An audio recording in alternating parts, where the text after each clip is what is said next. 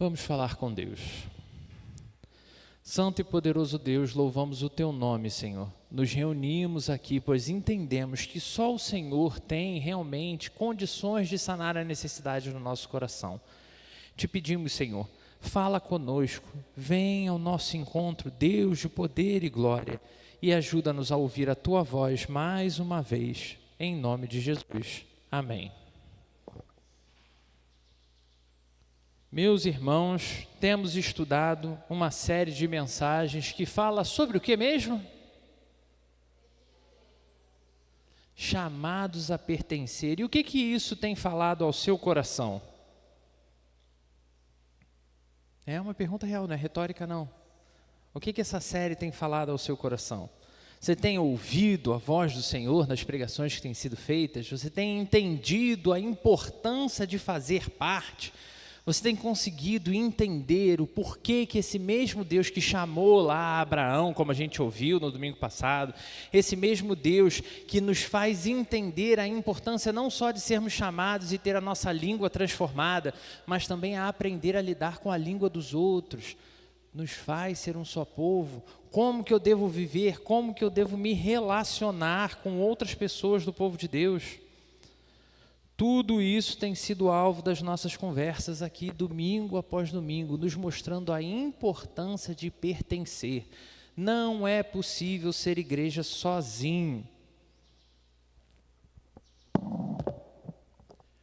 Eu vou convidar você, meu irmão, minha irmã, a fechar os olhos mais uma vez. Eu não estou conseguindo acessar aqui o conteúdo da pregação agora. Vamos orar mais uma vez? Deus, fala conosco, Senhor. Ajuda-nos a ouvir a Tua voz, em nome de Jesus. Amém. Falei? Aí, ó. Agora foi, viu? É assim. Tem que repreender. Glória a Deus por mais um domingo estarmos juntos aqui. Mesmo em meio a tanto desafio. E quando a gente acha que já é desafio suficiente, sempre tem um desafio novo para apimentar um pouquinho a coisa. E Deus preparou uma porção especial para nós nessa manhã. Então, convido você a se dedicar, prestar atenção, refletir como isso pode alcançar seu coração. Vivemos, de fato, numa era especial, numa era em que tudo é muito rápido, tudo é muito intenso e tudo é muito importante. E isso nos leva a pensar várias coisas que eram sólidas e que não fazia nenhum sentido mudar, mas hoje parece que está mudando o tempo inteiro. E uma dessas coisas é a identidade. No tempo em que vivemos, somos pressionados o tempo inteiro a assumir uma nova identidade e realmente defender essa identidade. Todo dia somos bombardeados com vozes que tentam nos dizer quem nós somos, como nós devemos viver, qual é o certo a se fazer, ou o que os outros esperam que você faça. Se a gente pensar desde o início da nossa vida é assim, quando a gente já nasce, a família naturalmente já tem expectativas. Se a gente vai para as redes sociais, lá o que mais tem, não se engane meu irmão, minha irmã, o que mais você vai encontrar são máscaras. Aquela pessoa que você olhou, passou por ela na rua e ela era gordinha. Você chega na rede social e ela é fininha. Aquela pessoa que a vida está um caos, mas quando você vai para as redes sociais, está tudo perfeito. É a família Doriana. O trabalho continua nos cobrando cada vez mais performance. Depois que a gente passou pelo episódio lá do Covid, parece que agora não existe mais horário de trabalho. Todo horário é horário de trabalho. Qualquer momento você tem que estar pronto para entregar o máximo possível. E se você é diferente, a sociedade te rotula. E muitas vezes, depois de tantos papéis, depois de tantas máscaras, depois de tantas cobranças, tantas pressões, a pergunta mais simples e ao mesmo tempo mais assustadora é quando a gente para no fim do dia para pensar: quem sou eu? Qual é o meu impacto no mundo? Quem de verdade, lá no fundo do meu coração, eu sou? E talvez você tenha chegado aqui hoje sentindo que essa definição não está clara e que você precisa de ajuda. Como se você tivesse se desconectado de si mesmo, cansado de tentar caber em moldes que não se adaptaram à sua forma de viver. E isso nos leva a cada vez ter que lidar com mais angústias, porque não são só os desafios e tribulações que surgem, mas as angústias que partem do nosso próprio coração, nos deixando com dúvidas profundas sobre o que aconteceu na nossa história, qual é o nosso valor pessoal enquanto ser, e até mesmo qual é a nossa vocação, o que Deus espera de mim, o que as pessoas esperam de mim. Talvez você tenha se perguntado se ainda existe de fato algum lugar para você pertencer, algum grupo a pertencer. E tudo isso, irmão, já seria terrível demais, mas não esgota toda a linha de desafios que temos pela frente. Porque além disso tudo, vivemos tempos de extrema vulnerabilidade, ou seja, as águas da ansiedade continuam batendo no peito. Tem alguém aqui que nunca teve nenhuma crise de ansiedade? Nunca se sentiu mal por estar ansioso com alguma coisa? Alguém aqui que nunca viveu isso? Todos nós passamos por isso. Enfrentamos o fogo da aflição que arde no nosso coração, que queima a nossa alma, quando a gente está passando por aquela angústia que parece que nada vai resolver, que não tem o que fazer, aquele desafio que não tem mais nada que você possa fazer.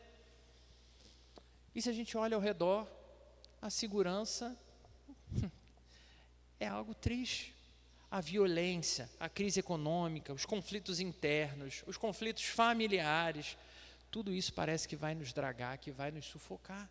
Cada nova semana que se inicia é um teste de resistência. Como eu ouvi um paciente meu dizer essa semana, que ele está se sentindo como se estivesse num jogo de videogame. E cada semana é uma fase. Então ele já está com... Cada semana que termina, ele só tem um tempo de fazer. Acabou. Mas o que vem pela frente, com certeza é pior. E é nesse cenário de instabilidade, de insegurança, que a nossa alma e o nosso coração gemem. E gemem num pedido de socorro. Será que existe alguém aí fora que sabe quem eu sou? Será que existe algum lugar que eu possa encontrar realmente refúgio? Alguém que possa me proteger quando tudo mais desabar, quando tudo mais der errado e eu não tiver mesmo o que fazer? E é nesse exato momento que a palavra de Deus vem ao nosso encontro hoje. Lá, baseado no texto de Isaías, capítulo 43, Deus nos oferece uma resposta que não vem das vozes do mundo, mas daquele que criou você, que me criou. E Ele nos declara: eu o chamei pelo nome, você é meu. Quando você passar pelas águas, eu estarei com você. Quando você andar pelo fogo, não se queimará. Não se queimará, oh. Não temas, pois contigo agindo Deus. Quem impedirá agindo Deus? Que isso, não conhece essa música? Vocês conhecem essa música, não é? Quem impedirá agindo Deus? Quem impedirá? Na verdade é agindo eu, né? Porque a gente está falando na voz de Deus. E aí é exatamente esse texto. Quando andares pelas águas... As mulheres... Andares pelas águas... Não... É exatamente assim, muito legal. Vocês podem ensaiar para cantar depois. Tá? Vocês têm aí os 20 minutos da pregação para ouvir a música, treinar. Brincadeira.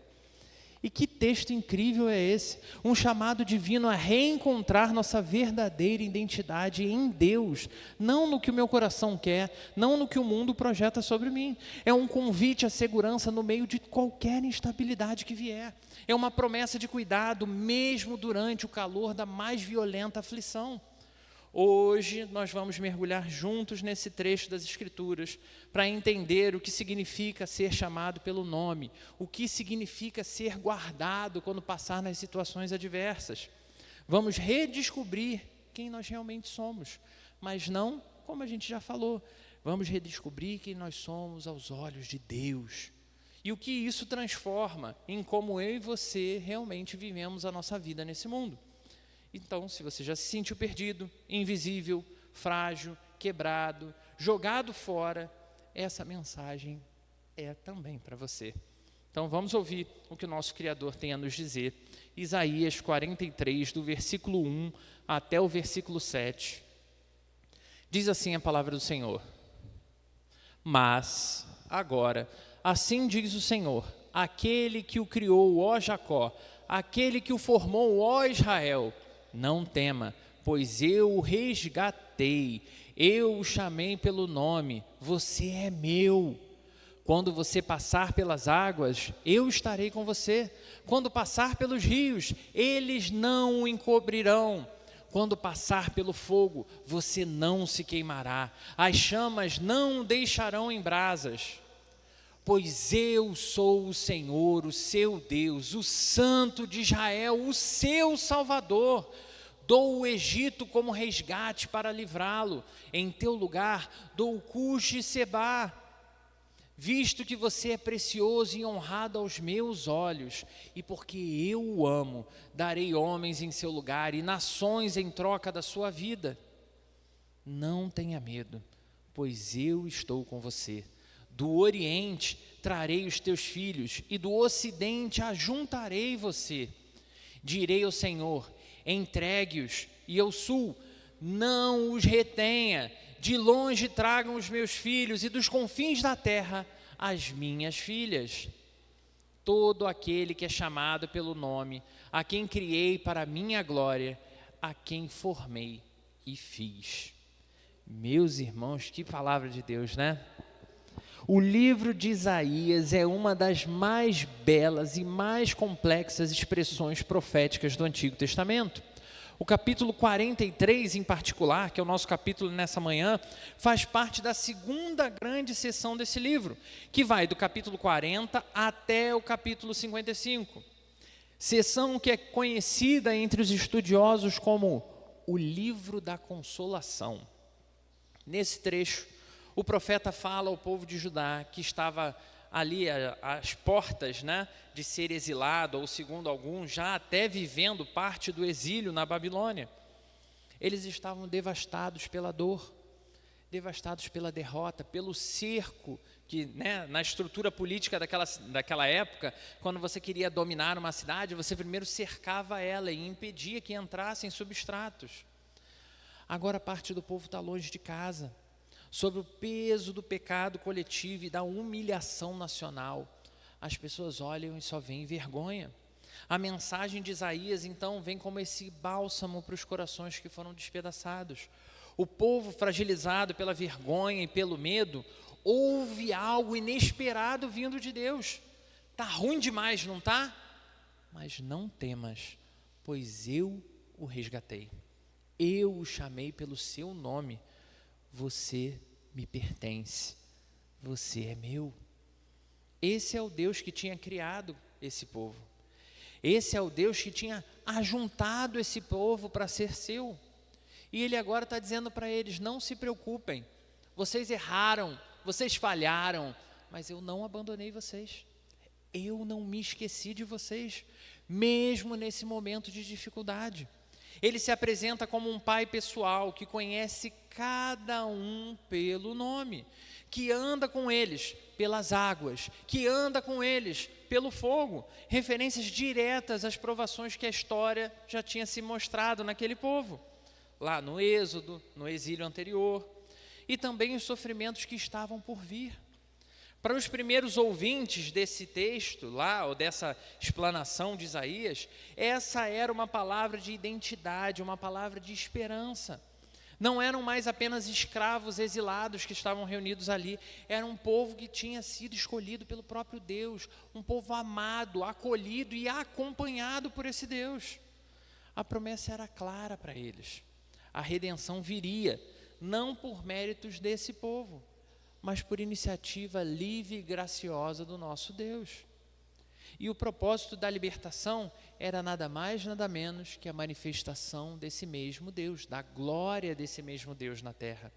Isaías 43 ecoa até nós com essa mesma força. Num mundo que tenta, sim, nos rotular, nos aprisionar, Deus continua nos chamando pelo nome. E mesmo que você, meu irmão, e mesmo que eu venhamos a passar por águas profundas de angústia, mesmo que a gente venha atravessar fogo terrível, com as mais bizarras intensidades, com desafios mil, e eu falo aqui de momentos tenebrosos mesmo, Ele garante que estará conosco. Ele nos guarda, não necessariamente nos livrando de passar pelo sofrimento, como o próprio texto disse, mas no meio de todo e qualquer sofrimento. E tudo isso com um único propósito: a manifestação da glória de Deus, revelada através de quem? Do seu povo redimido, através da minha história, através da sua história. É por isso que hoje, com base nesse poderoso texto, nós vamos refletir sobre o tema. Pega aí para anotar, anota aí, para a gente poder conversar na quarta-feira. Nosso tema de hoje será: chamado pelo nome, guardado pelo fogo. Chamado pelo nome, guardado pelo fogo. Na nossa série de mensagens, Chamados para Pertencer, nós temos redescoberto o valor de ser povo de Deus, que a gente já viu que é um povo com nome, história, propósito e identidade que são enraizadas em Jesus Cristo. O texto de hoje, aqui no capítulo 43 de Isaías, nos convida a aprofundar ainda mais essa verdade de ser tudo isso, mostrando que o chamado de Deus não é meramente algo genérico, não é algo impessoal. Ele nos chama pelo nome. Isso significa que nosso pertencimento começa com um gesto divino em relação à nossa identidade. Ou seja, somos reconhecidos, somos chamados e somos acolhidos por aquele que criou cada um de nós. Ou seja, antes de qualquer missão, antes mesmo de passar por qualquer sofrimento, há uma verdade que vai fundamentar todas as coisas. A nossa identidade vem de onde? A nossa identidade vem de Deus. Simples assim. É a partir disso que caminhamos para o primeiro ponto dessa mensagem. Se prepara aí para anotar. Primeiro ponto da reflexão dessa manhã: chamados pelo nome. Ponto 1, chamados pelo nome. E aí eu tenho que te perguntar de novo: você entende o que isso significa? O que significa ser chamado pelo nome?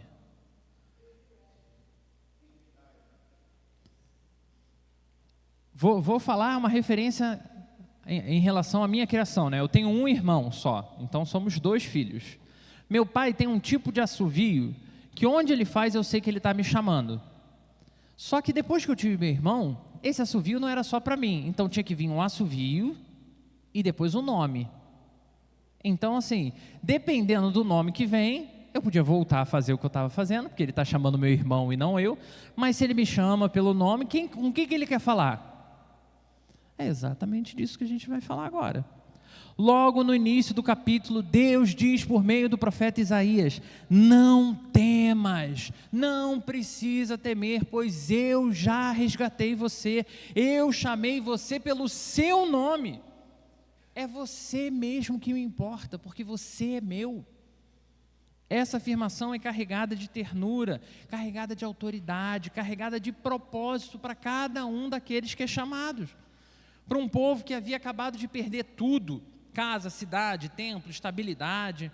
A palavra do Senhor não começa com uma cobrança: façam isso, façam aquilo, mas começa com a certeza da identidade que vem de Deus. Você é meu. Ser chamado pelo nome indica que Deus nos conhece de forma pessoal, não é uma forma genérica. Ele não está ali simplesmente falando com um grupo aleatório de pessoas, um grupo amorfo, né? Sem qualquer definição, mas ele está falando com indivíduos reais, que têm suas histórias, suas dores, suas marcas, seus anseios, seus sonhos. O chamado de Deus não nos confunde com uma massa. Ele vê, Ele conhece, Ele chama, e ao fazer isso, Ele redefine quem nós somos. Essa identidade não nasce do que eu e você fazemos, não nasce também do que a gente conseguiu conquistar, muito menos daquilo que a gente gosta de aparentar para as outras pessoas. Essa identidade vem de Deus, transmitida para a gente através do resgate que Ele já praticou, da adoção que Ele tem com cada um de nós. Isso nos dá segurança em um mundo onde continuamente a gente vai enfrentar vozes reclamando e chamando para uma outra identidade, competindo pelo nosso coração, e isso influencia a nossa aparência. Pensa comigo, Pensa comigo, que eu aqui na pregação hoje falo algo bizarro do tipo, deixa eu ver aqui, usar a camisa de time é coisa de pessoa limitada. E aí eu começo a bater nessa tecla. E aí toda pregação eu falo que camisa de time, porque aqui a gente está olhando para a Bíblia, né? Mas a gente sabe que isso é uma realidade que pode acontecer.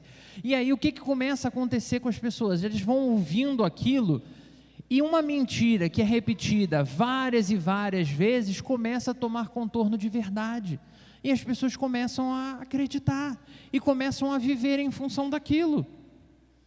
Viver em função de opiniões que muitas vezes nem são relevantes, muitas vezes nem verdade são. Mas o povo de Deus é aquele que em meio ao caos ouve a voz do Criador, chamando Ele, chamando cada um de nós pelo nome. E nós respondemos porque sabemos que somos dele. Essa é a base de todo pertencimento verdadeiro, saber que não estamos perdidos, não estamos esquecidos, nem abandonados, mas pelo contrário, nós somos lembrados, nós somos acolhidos, nós somos chamados e amados pelo nosso próprio Pai. Essa é a base de todo pertencimento verdadeiro, saber que não estamos sozinhos. Isso não é apenas uma verdade pessoal, é uma verdade que molda a vida da igreja como um povo, porque somos chamados sim. Então a gente precisa entender a diferença entre o chamado individual e o chamado coletivo. Individualmente, isso nos leva a refletir que o chamado de Deus para nós nos cura feridas profundas. Quantos irmãos, não só na nossa igreja aqui, mas na igreja do Senhor espalhado pela face da terra, carregam marcas de rejeição, abandono, confusão, feridas feitas até por outras pessoas que a gente ama, que falaram que não devia no pior momento possível. O chamado de Deus pelo nome restaura a nossa dignidade, restaura os nossos corações feridos, cuida de quem nós somos, talvez não da forma tão automática quanto a gente gostaria que fosse, mas da forma que a gente precisa que seja. Isso significa que quando o Criador nos chama para a sua possessão, para a sua posse, quando o Criador diz que nós somos dele, ele nos reposiciona. Não somos órfãos espirituais, não somos meros fruto do acaso, mas somos filhos amados pelo próprio Deus. E se é importante entendermos isso individualmente, também precisamos refletir sobre isso enquanto comunidade. Como comunidade, essa verdade nos impede de tratar uns aos outros como concorrentes, como ameaça, como estranhos. Gente, a pergunta que precisa ser feita é: por que eu tenho tanta igreja no mundo? E é engraçado que dependendo da resposta que vem, a gente entende o que está no coração. Porque existe necessidade de cobrir áreas aqui na nossa região, né? Nós temos uma área incrível em Marechal, tanto desse lado quanto do lado de lá. Temos igreja suficiente para a quantidade de pessoas? Todas as pessoas estão contempladas pela palavra do Senhor? Então tem ainda lugar. Eu não posso ficar olhando para as outras igrejas como concorrentes minhas, porque o meu objetivo não é colocar o selo da igreja presbiteriana do Brasil em ninguém, não. O meu objetivo é mostrar que as pessoas precisam ir até Jesus. A igreja se torna então um lugar de pertencimento real, onde não estamos mais em busca da aprovação das outras pessoas, mas onde a gente sabe quem a gente é, e ao olhar para o lado, precisamos entender quem são as pessoas que estão aqui conosco. Em um mundo que fragmenta e isola, nós somos chamados a viver como família de Deus, um povo que vive e reflete a segurança de pertencer ao Senhor. Um povo que gosta de estar junto, que sente prazer em estar junto. Diante dessa certeza de que somos chamados pelo nome, de que pertencemos ao Senhor, surge então uma pergunta que precisa ser respondida.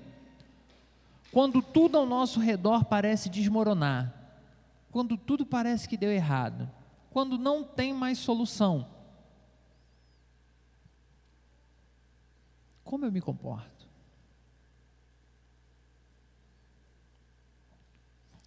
O que acontece com aqueles que pertencem a Deus quando enfrentam sofrimento, perdas, provações, e até o que a gente está falando aqui do fogo da aflição, é exatamente nisso que o texto vai nos conduzir. O Deus que nos chama pelo nome não promete ausência de lutas na vida, mas Ele garante que vai estar caminhando junto conosco em meio a qualquer desafio que vier. E é isso que vamos ver no nosso segundo ponto. Pega aí para anotar o segundo ponto. Guardados no fogo, ou seja, nossa segurança está no Senhor. Guardados no fogo, 2 pontos, nossa segurança está no Senhor. Quando você atravessar as águas, eu estarei com você. Quando você atravessar os rios, eles não o encobrirão. Quando você andar através do fogo, não se queimará. As chamas não o deixarão em brasas. Alguém aqui já botou a mão no fogo? Já botou a mão no fogo mesmo? De mão toda? Qual a sensação? Qual é a sensação? Dói? Deixa marca? Deixa, é ruim. E o que está dizendo aqui não é que a gente não vai passar. Está dizendo aqui que quando eu passar pelo fogo, quando você andar através do fogo, o que está dizendo que vai acontecer?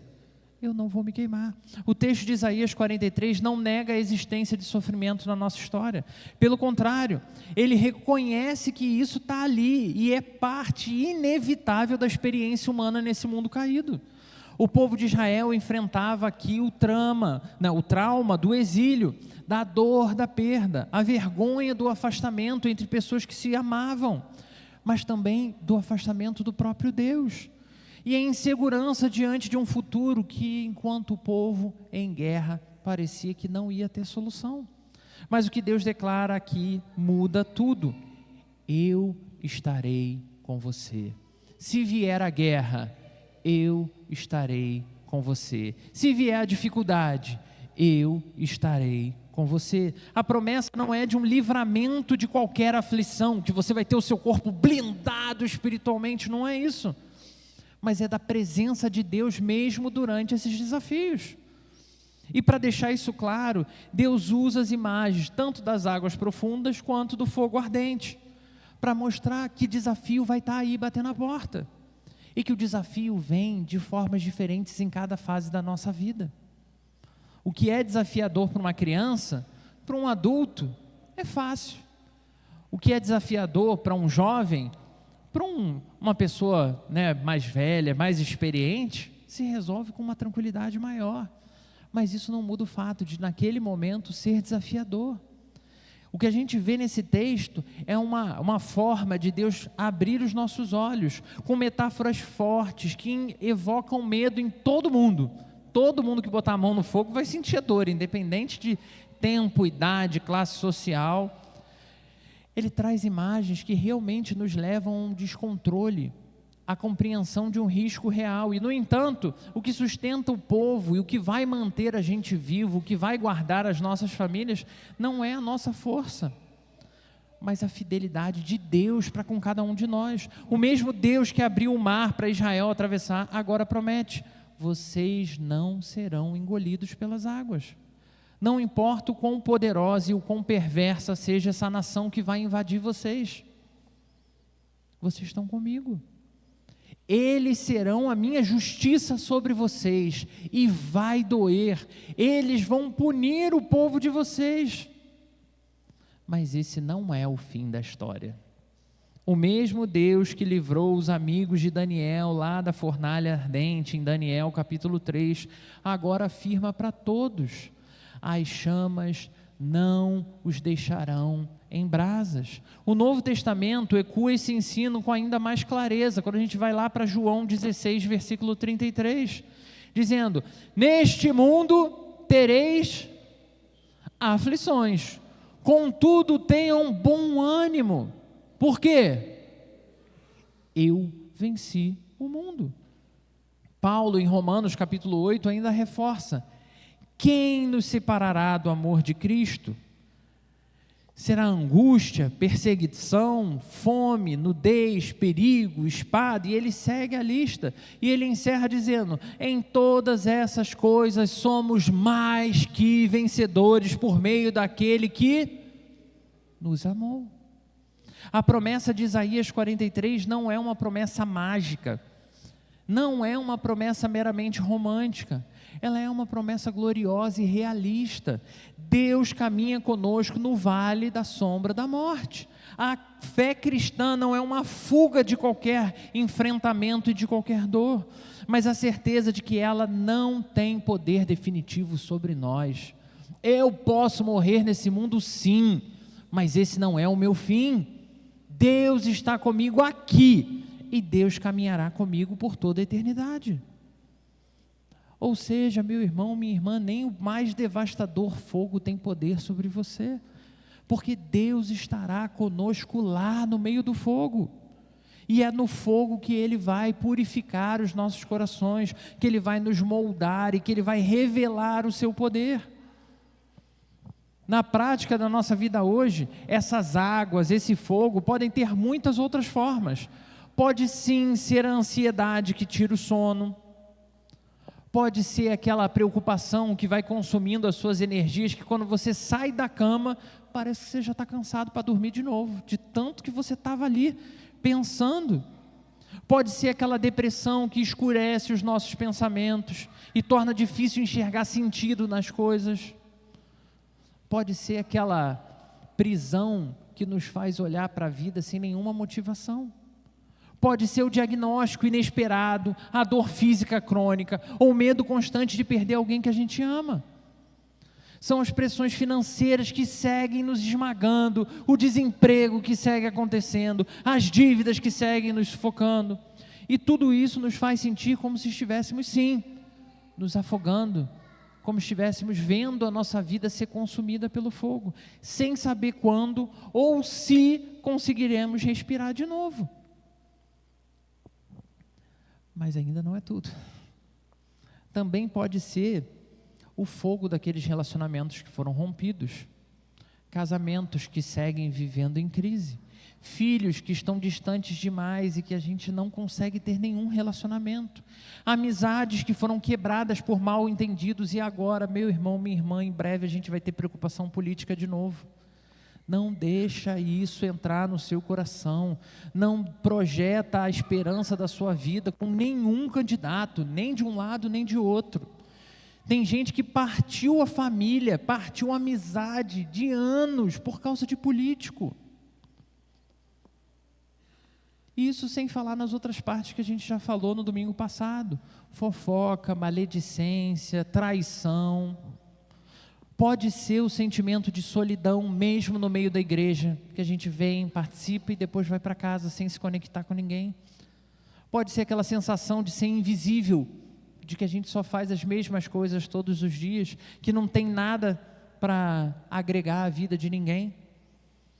E ainda pode ser o fogo das culpas do passado, da vergonha que não foi confessada, na comparação constante, que a gente faz com a vida das outras pessoas nas redes sociais. E, gente, como isso tem gerado problemas graves no coração, o que destrói a nossa autoestima, que mina a nossa fé. Essas experiências são reais, intensas, e muitas vezes nos fazem pensar que de fato a gente não consegue. Mas é justamente nesse momento que a palavra de Deus nos garante: lembre-se, as águas não te submergirão e o fogo não te queimará. Pode doer, pode vir o desespero, mas não é o fim. Não porque eu e você somos fortes demais, mas porque o Senhor é o nosso escudo, e como comunidade de discípulos, somos chamados para pertencer, somos chamados a atravessar juntos esse tipo de situação, sustentados por um Deus que nos conhece pelo nome, e um Deus que se dispõe a caminhar conosco por onde quer que a gente passe. Para nós, como igreja, isso muda absolutamente tudo. Isso significa que as provações que eu e você enfrentamos, sejam perseguições externas, crises internas, dores particulares, não são sinais de abandono, mas são oportunidades de aprofundar a nossa dependência de Deus. Somos uma comunidade que não se rende ao medo, porque sabemos em quem temos crido. Isso não significa que não possa vir o medo, mas quando vier, a gente tem um antídoto para ele. Individualmente, talvez você esteja passando por águas turbulentas, ou sentindo o calor de situações que parece que vão te consumir de uma vez por todas, que você não vai dar conta mais. Mas a palavra de hoje nos lembra, não estamos sozinhos. Se você é chamado pelo nome, então você também é guardado por alguém de extremo poder, glória, sabedoria e com condição para resolver todo e qualquer desafio. Essa é a base da nossa segurança. Não a ausência de dor, mas a presença garantida de um Deus que jamais abandona aqueles que são seus. Como disse Pedro, alegrem-se por estarem participando dos sofrimentos de Cristo, para que também, quando a sua glória for revelada, vocês exultem com grande alegria. E isso nos leva naturalmente ao nosso terceiro ponto. Se somos chamados pelo nome, se somos guardados pelo fogo, então também somos, ponto 3, criados e redimidos para a glória de Deus. Essa é a culminação ou ponto ápice do texto da mensagem do profeta Isaías e, de fato, de toda a Escritura Sagrada. A nossa existência, a nossa salvação e a nossa caminhada ao longo de toda a história tem um propósito muito maior: a glória de Deus, a revelação da glória de Deus. Por isso o versículo 7 declara: tudo que é chamado pelo meu nome, a quem criei para a minha glória, a quem eu formei e fiz. Veja a progressão: Deus nos criou, Deus nos formou, Deus nos fez e nos chamou pelo nome. Mas nada disso é por acaso. Fomos criados para a glória de Deus. Isso significa que a nossa identidade não se baseia no que fazemos, não se baseia no que deixamos de fazer, nem mesmo no que sentimos ou pensamos a respeito de nós mesmos. A nossa identidade é fundamentada no propósito eterno de Deus. E qual é esse propósito eterno? Refletir a sua glória no mundo. No entanto, sabemos sim que o pecado distorceu esse propósito. Em vez de viver para a glória de Deus, passamos a viver para a glória de nós mesmos, dizendo que se eu for, de alguma forma, receber glórias, então eu posso levar Deus a outro patamar. Isaías já havia dito isso lá no capítulo 42, versículo 8: eu sou o Senhor, esse é o meu nome, não darei a outro a minha glória. O que isso quer dizer, irmãos? Que Deus é zeloso demais. Relacionado à sua glória, a glória é dele, e o pecado nos afastou dessa glória dele. Mas o Evangelho nos dá a resposta poderosa para isso. O próprio Deus veio ao nosso encontro em Jesus Cristo. Para quê? Para restaurar a vocação que nós tínhamos, da qual eu e você éramos incapazes de reconquistar. Em Cristo, o plano de Deus ganha força definitiva. Ele é o Filho amado, o reflexo perfeito da glória de Deus. Ele viveu em perfeita obediência, ele glorificou a Deus em cada passo. Mas quando ele vai à cruz, ele carrega o meu e o seu pecado. Ele leva sobre si a nossa vergonha, a nossa idolatria, a nossa tentativa, a nossa falha, a nossa ansiedade de autodefinição, para que nós pudéssemos ser reconciliados com o Pai.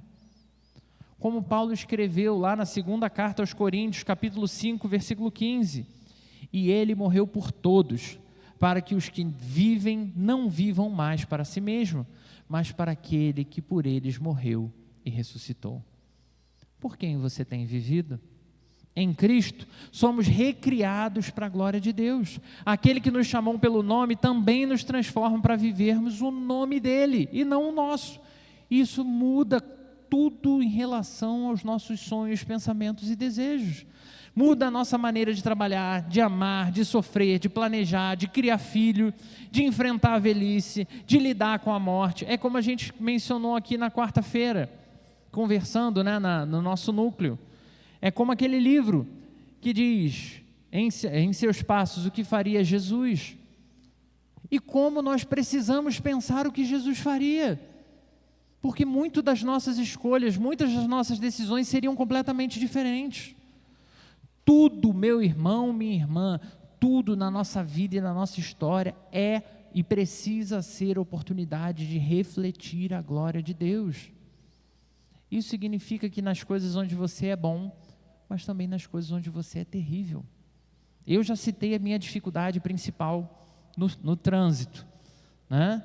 E o quanto o trânsito agressivo me deixa mais agressivo. É a gente parar e olhar, ok, o cara que me fechou aqui, se eu for atrás dele e eu fechar ele, eu reflito a glória de Cristo?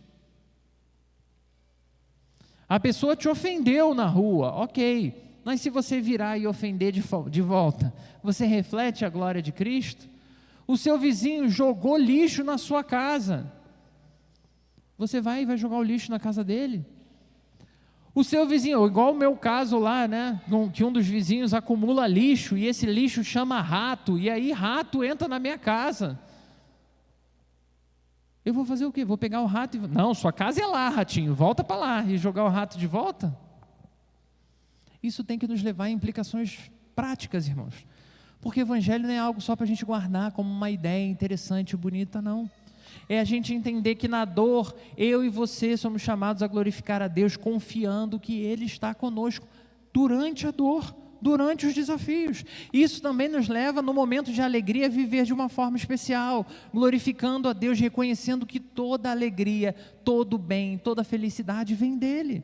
Isso nos leva a mudar a forma como nós nos relacionamos com as pessoas, cada um dos nossos relacionamentos, com os nossos amigos e com os nossos inimigos.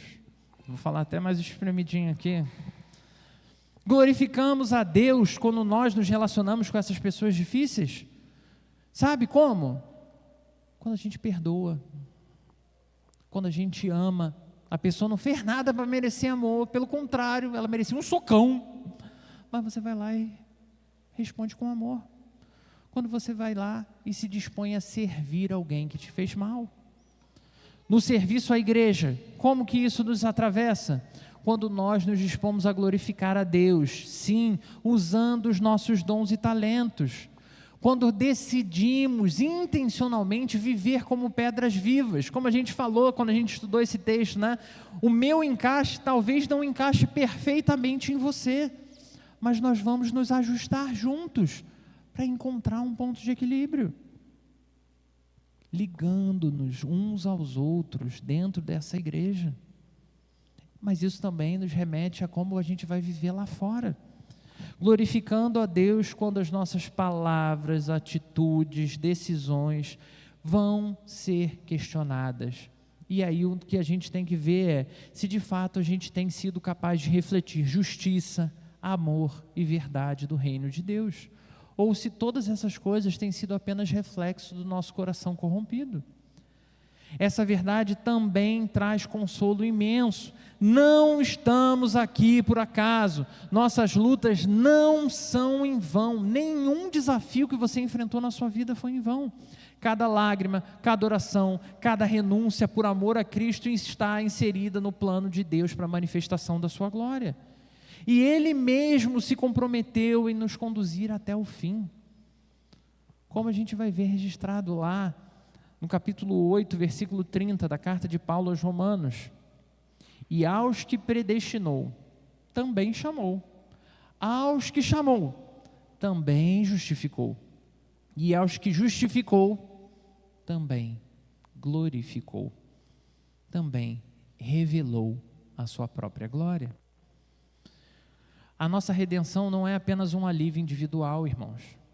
É uma reinserção em um projeto infinitamente maior, vivermos para a glória de Deus. É isso que dá sentido a toda e qualquer existência. Fomos chamados, guardados, protegidos, sustentados para vivermos em comunhão com Deus, em comunidade com os nossos irmãos. Não é porque aqui todo mundo é perfeitinho, não. Não é porque aqui vai ser muito bom só, não. Mas porque Deus se revela no nosso meio. E isso tem que nos levar a viver essa missão no mundo. Não adianta ser crente dentro da igreja. Isso é novidade para alguém aqui? Essa é a resposta do Evangelho à busca humana por identidade, essa busca que o nosso coração tem por identidade, segurança, propósito e tantas outras coisas. Jesus Cristo, Filho de Deus, que nos redime e nos faz lembrar do nosso objetivo. Qual é o nosso objetivo? A glória do próprio Deus. Já estou concluindo. Ser chamado pelo nome, ser guardado no fogo, ser recriado para a glória de Deus. Esses não são apenas temas teológicos, são âncoras de esperança para os corações cansados, para as mentes ansiosas e para as almas que muitas vezes se sentem perdidas. A redenção que recebemos em Cristo precisa redefinir tudo na nossa história. Você não é mais um número em meio à multidão.